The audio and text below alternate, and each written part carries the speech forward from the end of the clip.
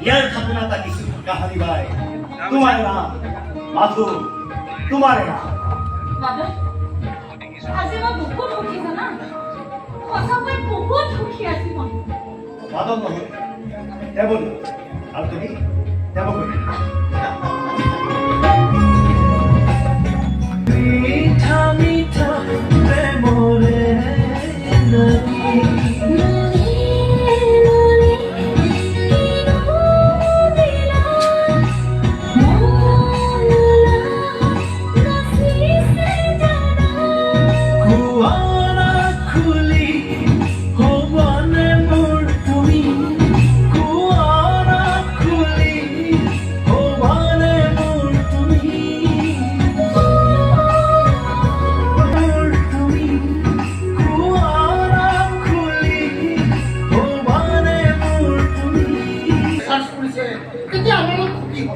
সৰু সৰু ক্ষতিৰ পৰা ৰক্ষা পাবলৈ হ'লে এইবিলাক ক্ষতি ধৰি থাকিলে নহ'ব এই ড্ৰাগছখনে আমাৰ দেশখনক আৰু সমাজখনক ধ্বংস কৰিছে সেই ড্ৰাগছ বিক্ৰী কৰা আৰু ড্ৰাগছ খোৱা দুজনে আমাৰ দেশৰ শত্ৰু নিশ্চয় মই আপোনাক কথা দিম তেনেকুৱা পেচেণ্ট যদি আমাৰ এই মেডিকেলখনত আহে মই আপোনাক নিশ্চয় গুড ভেৰি গুড মই সেই কথাখিনি ক'বলৈকে ইয়াত আপুনি চিন্তা নকৰিব আমি সদায় আপোনাৰ লগতে আছোঁ মই সেইটোকে বিচাৰিছোঁ ঠিক আছে মই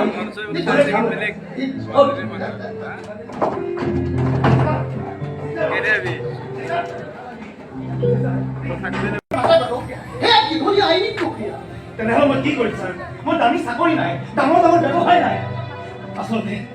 আচলতে আমাৰ দৰে মানুহে পৃথিৱীত জন্মগ্ৰহণ কৰাটোৱে পাপ মহাপাপ এনেকুৱা আৱেগিক কথাৰে তুমি মিটিঙৰ মানুহক মুক্ত কৰিব পাৰিবা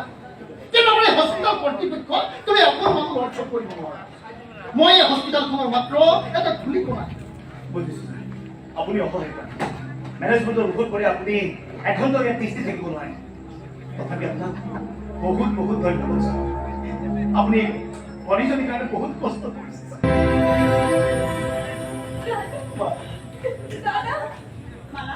তোমালোক দুজনে কথা পাতা মই আহি আছো লাগিছ কিয় ভনী নাকান্দিবি ভনী দুখীয়া মানুহে কান্দিব নাপায় নহয়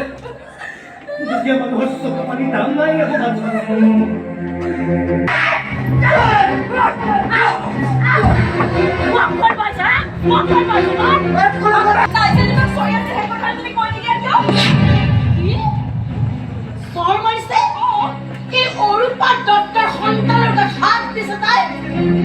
সাধারণ মাস্টার যে কই ইমান সাহস নাই সাহস একেবারে টুঙ্গ কিন্তু তাই তাৰ দুচেও কৰিব খেদি আহিছিল ইমান গুণ্ডা হৈ পৰিল তাই গুণ্ডা হোৱা নাই কিন্তু গুণ্ডা এটাৰ প্ৰেমত মজবুৰ হৈ পৰিছে আৰু এওঁ প্ৰেমত প্ৰত্যাখ্যান কৰিছে মোৰ ল'ৰা প্ৰেম প্ৰত্যাখ্যান কৰিছে পৰি থিয় ডুবিল তাই বেটি জান কাটিয়ে এই অৰুপাতক চিনি পোৱা নাই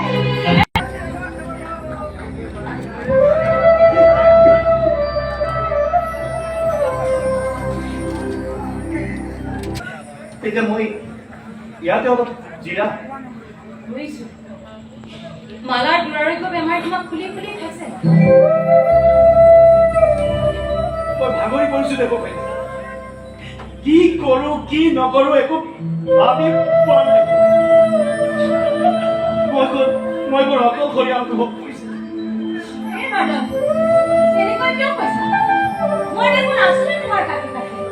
মোৰ সঁচা পৰিচয় নজনাকৈ তুমি মোৰ কাষ চাপি আহিছা তেতিয়া মোৰ আচল পৰিচয় গম পাবা তুমি যে আঁতৰি যাব কথা তুমি যদি মোক খেদি দিয়া সেইটো বাৰু বেলেগ কথা কিন্তু তোমাক এৰি থকাৰ কথাটো সপোনতো ভাবিব নোৱাৰো মাধৱ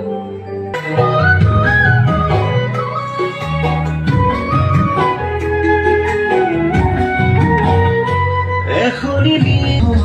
সঁচাকে হৈ যা ফাগুন ফাগুন লাগে আমাৰে মৰম হাসি পাগল লিখি আমাৰে